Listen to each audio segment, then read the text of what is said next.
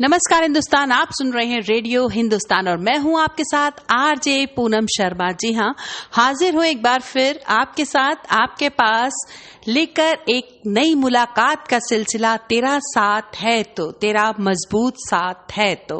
जैसा कि मैं आपको हमेशा बताती हूँ कि मेरी कहानियां हो, मेरे किस्से हो, कोई भी ऐसी घटना हो, सामाजिक घटना हो, राजनीतिक घटना हो, मैं सत्य पर आधारित जो भी होता है मैं आप तक पहुंचाती हूँ, क्योंकि खुद को उससे रिलेट कर पाती हूँ, आपको समझा पाती हूँ। और वही घटना, वही आज जो मैं आपको ये तेरा साथ है तो इसका एपिसोड जो हो रहा है उस पर भी, वो भी सत्य पर ही आधारित है, वही मैं आपको बताने जा रही हूं।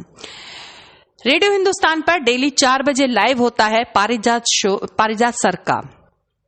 पारिजात सर हमेशा किसी भी मुद्दे पर कोशिश करते हैं हर रोज एक नया मुद्दा लेकर आए, चाहे वो सामाजिक हो, राजनीतिक हो, किसी से भी संबंधित रखता हो, तो उसके बारे में आपको बता पाए, ज्यादा से ज्यादा अपने विचार आप तक पहुंचा पाए। वही आज हुआ। आज भी उनका बड़ा दिल छू लेने वाला एक टॉपिक था कि सच बोलना कितना जरूरी है हमारे जीवन में, क्या प्रकाश लाता है सत्य बोलना। तो उसी बात उन्हीं का लाइव में देख रही थी, उसी बात को लेकर, उन्हीं के विचारों को लेकर मुझे ये घटना एक याद आ गई। ये बहुत अच्छी बात है, हमें अपने बच्चों को सिखाना चाहिए, हमारे संस्कार, हमारे रीति रिवाज, हमारी परंपराएं, उन पर अडिग रहना, कि कोई भी ऐसा काम ना करें जो समाज के विरुद्ध हो, कोई भी ऐसा काम ना करें जो मानव जाति के विरुद्ध हो। हमें सच बोलना और हमें अपनी बातों को, अपने विचारों को इस तरह से रखना कि कभी भी किसी का नुकसान ना हो। ये हमें अपने बच्चों को, अपने परिवार को शुरू से ही परंपरा, नींव बनाकर डालनी चाहिए। तो यही हुआ, जैसा कि सर बता रहे थे, सच बोलना क्यों जरूरी है, इससे जीवन कितना आसान हो जाता है। लेकिन कहीं ना कहीं मुझे ऐसा लगा, अगर सच बोलना एक व्रत है तो झूठ भी एक राह है। कोई अगर ऐसा झूठ आप बोल देते हैं जिसकी वजह से किसी को जीवन दान मिल जाए, किसी के होठों पर हंसी आ जाए, तो वो भी अपने आप में एक सत्य का ही हिस्सा है, एक सत्य की ही करवट है। भगवान शिव को पाने का ही रास्ता है, वो भी एक शिव को ही पाने का रास्ता है। तो ये जो कहानी मैं आपको सुनाने जा रही हूं आज, जब मैं 9th स्टैंडर्ड में पढ़ती थी, ये तब मैंने अपनी बुक में, लिटरेचर में मैंने पढ़ी थी, और ये कहानी अभी तक मुझे याद है, मेरे दिल में बसी हुई। इतनी खूबसूरत कहानी है ये, लेखक ने इतने अच्छे से उस कहानी को लिखा कि एक एक लाइन उसकी, आज तक एक एक पंक्ति उसकी मुझे याद है, और बहुत ही खूबसूरत कहानी है, जो मैं किस्सा आपके साथ साझा करने जा रही हूं कि एक झूठ कैसे आपको एक जीवन दान दे देता है, किसी के घर में कैसे बुझते चिराग को एक झूठ जला देता है। तो बात है अमेरिका के एक गांव की बात है। उस समय जनसंख्या ज्यादा तो नहीं हुआ करती थी, घर दूर दूर हुआ करते थे, दूर दूर लोग रहा करते थे, लेकिन हाँ, जैसे भी वो अपना जीवन निर्वाह कर रहे थे, जैसे भी रह रहे थे, तो उस गांव में लोग रहा करते थे। वहीं उसी गांव के घर में, खूबसूरत से घर में, एक लेखक रहा करते थे। वो लेखक अपने आप में इतने मशहूर थे कि उनके आए दिन पेंटिंग्स, उनकी जो थी वो एग्जीबिशन में लगा करती थी, अखबारों में उनकी तस्वीर आया करती थी, लोग ज्यादातर उन्हें जानते थे। सोशल मीडिया आज की तरह तो नहीं था, लेकिन हाँ, फिर भी काफी हद तक बहुत मशहूर था। रेडियो टेलीविजन तब भी हुआ करते थे, अखबार जब भी हुआ करते थे, प्रिंट मीडिया जब भी था, तो अक्सर उनकी तस्वीरें, उनकी पेंटिंग्स, जिसके बारे में चर्चा हुआ करती थी अखबारों में, और जो भी उनके साथ के लोग थे उन्हें अच्छे से जानते थे। वो अक्सर एक देखा करते थे कि जहां वो रहते हैं, जिस घर में वो रहते हैं, बैक साइड में एक विंडो है उनके अपने घर की, और उस विंडो के सामने जस्ट एक घर है, उनके अभी बैक साइड पड़ता है, वो भी एक विंडो है। तो उस विंडो पर अक्सर एक छोटी सी प्यारी सी 10 या 12 साल की, 13 साल की बच्ची बैठी हुआ करती थी, और हमेशा उन्होंने यही देखा कि उसने एक बड़े दिन का बहुत बड़ा हिस्सा उस विंडो पर बैठे बैठे ही निकाल दिया सारे दिन। वो और बच्चों की तरह ना तो स्कूल जाती थी, ना बाहर घूमते हुए खेलते हुए उसे देखा था, ना कभी साइकिलिंग करती थी, वो वहीं बैठी रहती थी। और अक्सर उनकी नजर पड़ जाती थी कि कभी वहीं विंडो पर जब वो बैठी होती थी तो कभी उसकी मम्मी उसको गर्म कपड़े उड़ा रही हैं, शॉल उड़ा रही हैं, और उसे कभी जूस पिला रही है, कभी दूध पिला रही है, वो कुछ उसे खिलाती थी, लेकिन वो बच्ची बड़ा रोती थी, लेकिन उसकी मम्मी जबरदस्ती समझा के, प्यार करके उसे खिलाती जरूर थी। वो अब वो समझ नहीं पा रहे थे इस बच्ची के साथ परेशानी क्या है, ये एक ही जगह बैठी रहती है और इसको 2-3 बार मैं अक्सर देखा है, दिन के 2-3-4 बार, कि ये रोती है, परेशान होती है, ये नहीं खाती और मम्मी जबरदस्ती से खिलाती है। कभी उसके पापा आते, उसको समझाते, प्यार करते, उसके बालों को सहराते, उसके माथे को सहराते, उसे प्यार करते। तो उन्होंने कहा चलो एक बार चला जाए, मिला जाए, देखा जाए, ये प्यारी सी बच्ची जो यहाँ बैठी रहती है, इसकी ऐसी फीकी सी आंखें, ना कोई चंचलता, ना कोई शरारत, जो एक 10-12 साल के बच्चे में होती है। घर में बहुत शांति, बच्चे के होते हुए घर में बहुत शांति, कि जैसे उसकी मम्मी उसको समझाती, किसी बात के रोकती टोकती, कोई जरूरत ही नहीं थी उस बच्चे को कुछ कहने की, और वो आराम से अपना विंडो पर ही बैठी रहती थी। तो एक दिन लेखक ने हिम्मत करके उनके घर गए। घर जाने के बाद उन्होंने गेट नॉक किया, तो वही महिला जो अक्सर उन्होंने विंडो से उसको खिड़की से देखा था, जिस महिला को, उस बच्ची के पास, वही आई, उसकी माँ थी बच्चे की। और उन्होंने पूछा, उनके आने के कारण पूछा, उस अजनबी को देखा, पूछा आप कौन हैं, कहाँ से आए हैं, क्या काम है। तो उन्होंने सब बताया, मैं आपके पास ही, घर के पास ही रहता हूं, और अगर आपको कोई किसी तरीके की अड़चन ना हो, कोई परेशानी ना हो, तो अंदेशा ना हो, तो मैं क्या आपके घर के अंदर आ सकता हूं, और उस बच्ची से मिलना चाहता हूं जो विंडो के पास बैठी रहती है।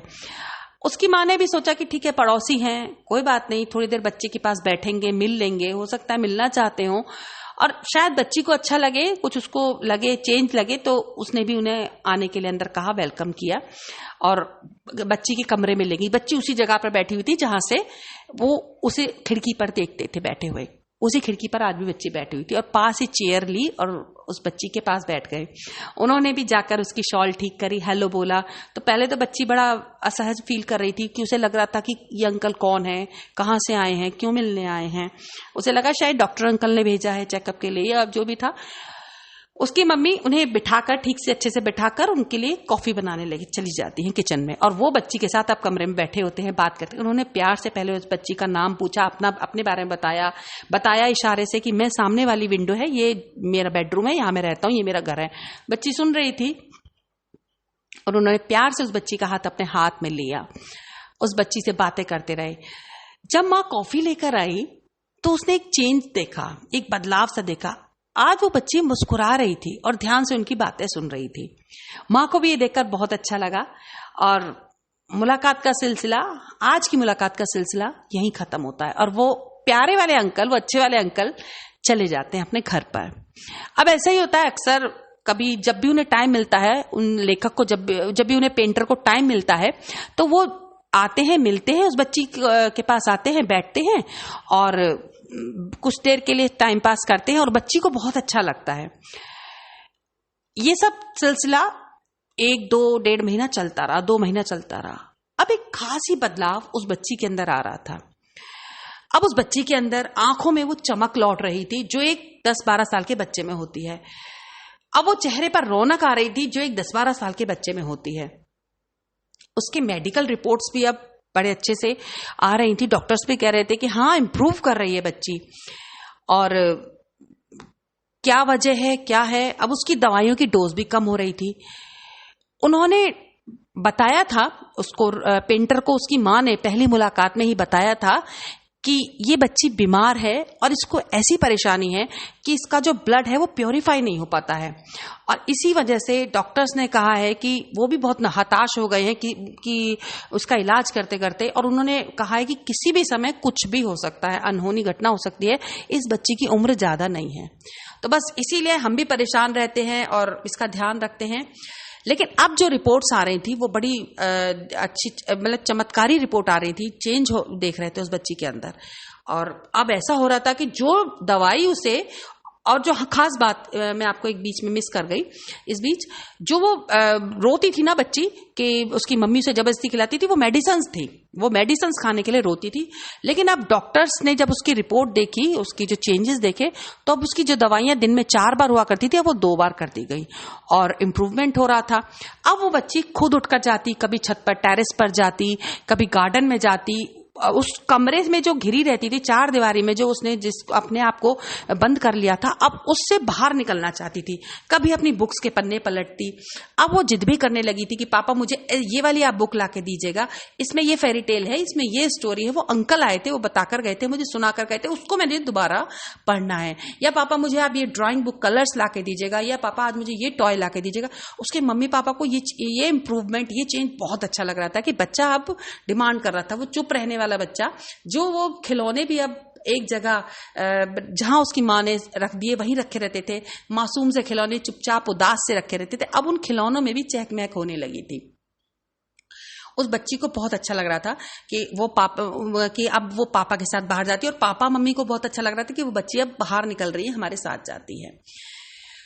कि 6 महीने हो जाते हैं, 8 महीने हो जाते हैं, धीरे धीरे और ज्यादा इंप्रूवमेंट होता जाता है। अब एक दिन ऐसा आता है, अब उस बच्ची का बर्थडे होता है। तो जहां वो माँ बाप माता पिता डरते थे, पता नहीं किस वक्त क्या अनहोनी, कौन सी घटना हमारे घर में हो जाए, किस वक्त क्या हो जाए, हमारे परिवार को, हम दोनों को क्या देखना पड़ जाए, जिस घटना से वो डरते थे होने से, अब उन्हें बहुत खुशी हो रही थी कि अब उनकी बच्ची इतनी इंप्रूव कर रही थी कि उसका बर्थडे आया था, और वो बर्थडे की खूब अच्छे से तैयारी कर रहे थे। उसकी तैयारी करते करते अब उन्हें बहुत ये चीजें बहुत पॉजिटिव फील हो रही थी कि अब क्या होता है, वो बच्ची खास डिमांड करती है कि मेरे वो प्यारे वाले अंकल है ना, जो मेरे अच्छे वाले अंकल है ना, आप उन्हें जरूर बुलाइएगा, जरूर उन्हें भेजिएगा मेरे पास। तो वो कहते हैं ठीक है बिल्कुल। और अब उन अंकल का भी बिल्कुल ऐसे जैसे परिवार के सदस्य कोई होते हैं ना, तो परिवार के सदस्य की तरह उनका अब इस घर में आना जाना लगा रहता था। अंकल भी आए, सब गेस्ट आए, बहुत अच्छा लगा सबको देखकर सुनकर कि बच्ची अब इम्प्रूव कर रही है, बच्चे अब बर्थडे है बच्चे का, और सभी लोग और भी जो उनके रिलेटिव्स थे बहुत खुश थे।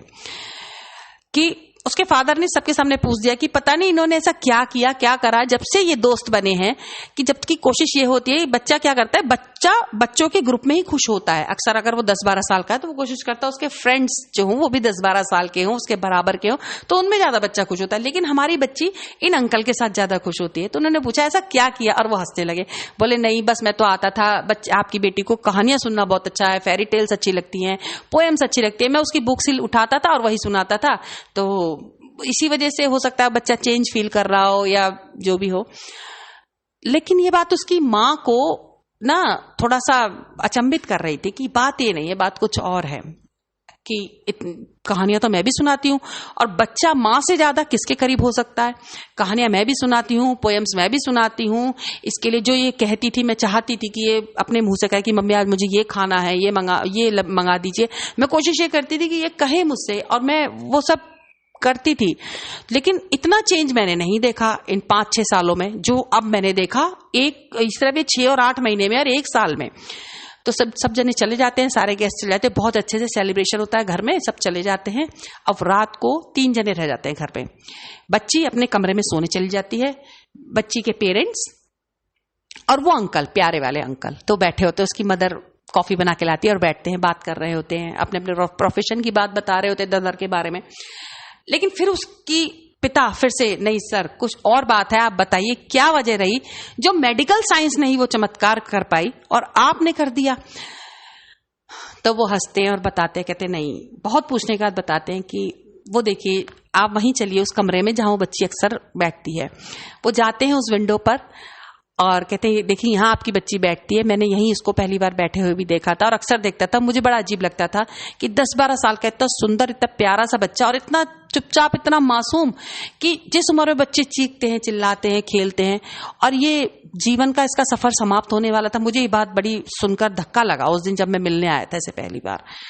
तो मैंने इस बच्ची को क्या कहा कि वो देखो सामने एक पेड़ लग रहा है मेरी विंडो के पास, अब ध्यान से देखो, वो जो इसमें लीफ बनकर आ रही है ना, छोटी सी प्यारी सी तुम्हारी तरह, जब तक ये लीफ यहां पर रहेगी, इसमें शाइनिंग रहेगी, ये तुम्हारी फ्रेंड है, ये तुम्हारी लाइफ फ्रेंड है, इसको ये समझो, ये तुम्हारी जिंदगी है। जब तक ये रहेगी ना तब तक तुम ठीक रहोगी, बिल्कुल ठीक रहोगी। डॉक्टर्स जो कहते हैं कि तुम दवाइयां खाती हो, तुम्हारे दिमाग में जो बात घुस गई है, तुमने जो सोच लिया है तुम्हारे पेरेंट्स ने कि पता नहीं कब क्या हो जाए, इस बात को बिल्कुल निकाल दो और धीरे धीरे देखो तुम्हारे अंदर इतना इंप्रूवमेंट आ जाएगा कि तुम्हारी दवाइयां भी खत्म हो जाएंगी, तुम ठीक भी हो जाओगी, और तुम इस जो तुम्हारी फ्रेंड लीव फ्रेंड है ना, इससे तुम फ्रेंडशिप कर लो, इसको डेली सुबह हाय हेलो किया करो, सुबह शाम देखा करो और इसको स्माइल किया करो। तो देखो जैसे ये इंप्रूव करेगी ऐसे ही तुम्हारी हेल्थ भी इंप्रूव करेगी। ये बच्ची उस पत्ती को देखती रहती थी अक्सर, और इसे ऐसा लगता था देखो अभी तो ये पत्ती छोटी सी है, प्यारी सी है, कितनी शाइन कर रही है। तो वही चीज उसने अपने अंदर बसा ली, उस पत्ती को अक्सर देखा करती थी, उससे बात हेलो हाय किया करती थी।